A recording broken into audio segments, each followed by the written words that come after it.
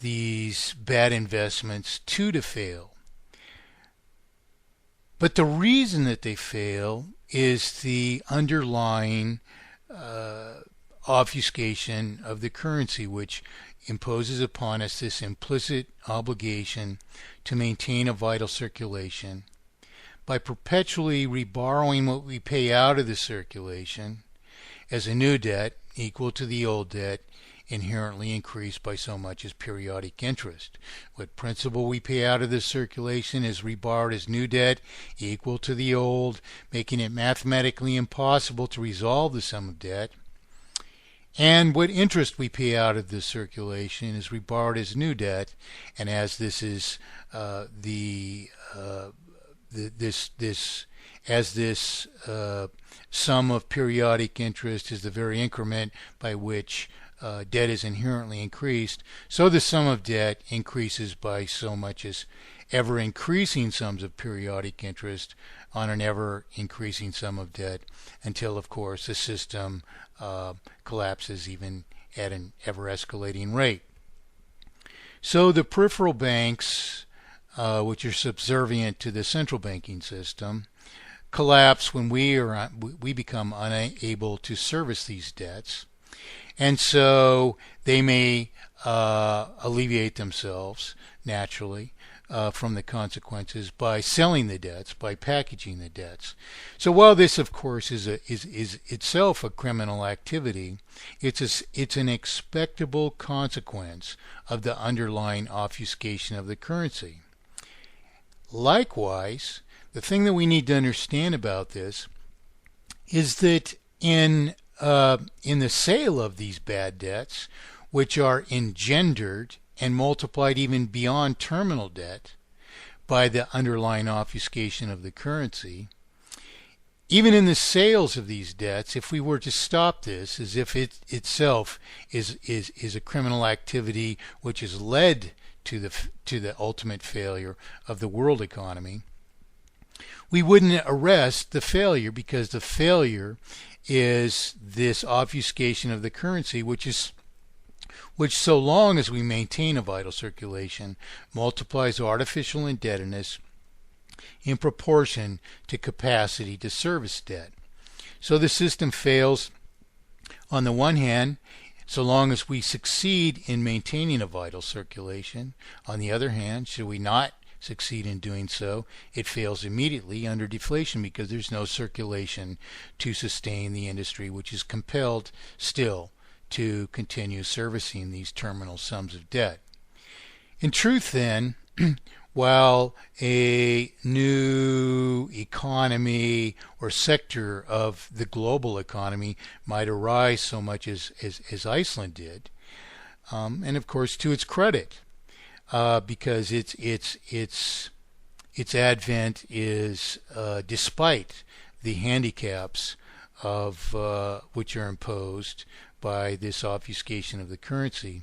Despite this fact, even so, in and of itself, the Icelandic economy therefore would fail, because not because of this ultimate purchase of the bad debts of elsewhere in the world, which, if this system weren't terminal, would have made these banks all the more profitable.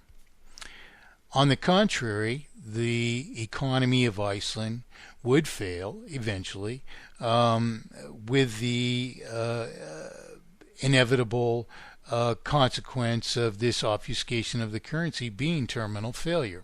So while it might lag behind the destruction of other economies, what's really going on here is we're starting a new sector of the global economy, which is still going to be interdependent and would fail owing to the obfuscation of the currency, which failure, however, was in effect escalated by its prosperity, in which the banks, doing what banks do, purchasing the debts of other banks, which would have failed because they're the debtors to which were subject to these debts would not be able to continue servicing the debts, which is, of course, why these debts were offloaded.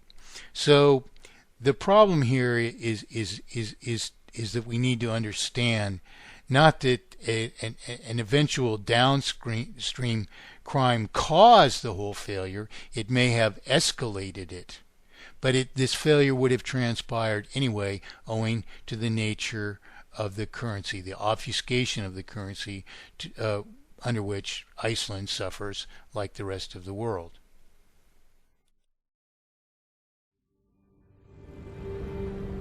At the same time, the government privatized Iceland's 3 largest banks. What is actually developed here is actually not just a financial system. It's power, without which a financial system of this kind, which is not merely a financial system at all, cannot exist. That is, without usurping representation, these systems of exploitation would not endure. What's really happening in the end of a lifespan, a global implementation of these systems, is that newer rising economies within the whole world economy have some advantage in respect to their purported financial systems because their failure lags behind, so the banks are more solvent. Nonetheless, what is going on across the world in this privatization of these financial systems and deregulation of them is all a consequence of the inevitable ramifications of this obfuscation of the currency. Under the great sums of debt which exist in the end, the imminent failures of certain banks whose dependent sectors of debtors enter upon failure earlier, there's a transition or a transfer of ownership of the debt, which we can expect to happen as a consequence of the obfuscation of the currency. So again, deregulation is a characteristic development which we can expect as a consequence of the pressures which this system imposes upon its peripheral banks, which are doomed to failure as their debtors themselves begin to fail and are no longer able to service the sums of artificial debt which have been imposed upon them. So again, this traces back to the fundamental obfuscation of the currency, that we can expect all these crimes and loss of control of representation by the people. So the government necessarily is a partner in this crime, and in the end, of course, they're all scurrying about perpetrating further crimes which are incomprehensible unless we understand this obfuscation of the currency and how it compels them to try and save something which cannot be saved, and to survive its end themselves by, in fact, escalating their own taking above a system which takes to an ever-escalating extent from all of us.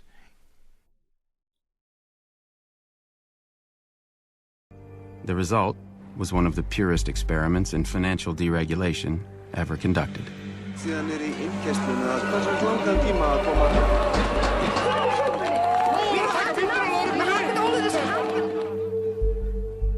Finance took over and more or less wrecked the place. In a 5-year period, these 3 tiny banks, which had never operated outside of Iceland, borrowed $120 billion, 10 times the size of Iceland's economy. The bankers showered money on themselves, each other, and their friends. There was a massive bubble. Stock prices went up by a factor of 9. House prices more than doubled. Here too, then, we need to remind ourselves that these increasing costs of all things, which are generally promoted to us as if they are benefits, are not things which actually reflect our prosperity. Does our prosperity increase because the cost of our own productions is increased multiply to ourselves? Of course not.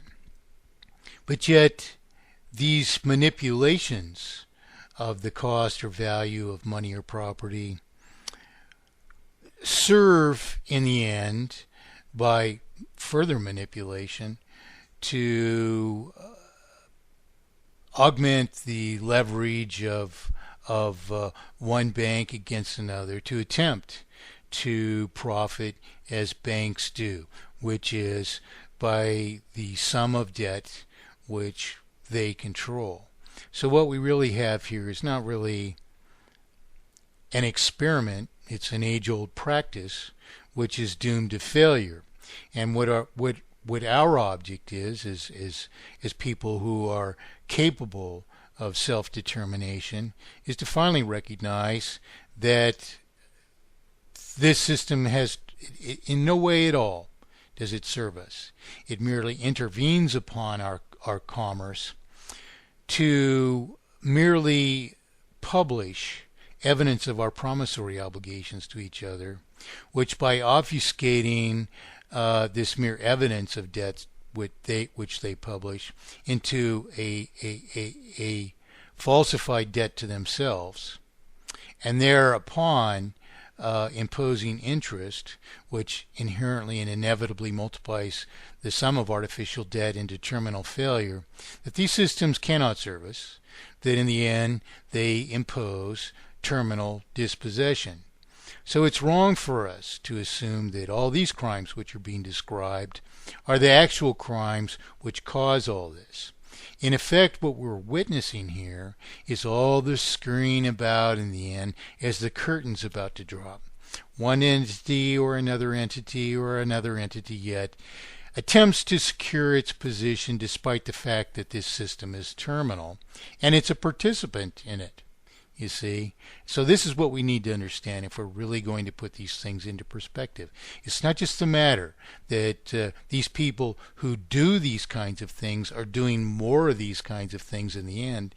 This very system itself compels us to do more of these kinds of things because it inherently multiplies artificial indebtedness at an ever-escalating rate, which ever more so endangers even the participants, that is, the peripheral banks, which are subservient to the central bank. A bank is not a bank then. Central banks are to be distinguished from the peripheral banks, which interface with the people and must come down because they will come down when the people are no longer able to service the artificial debts which have been imposed upon them.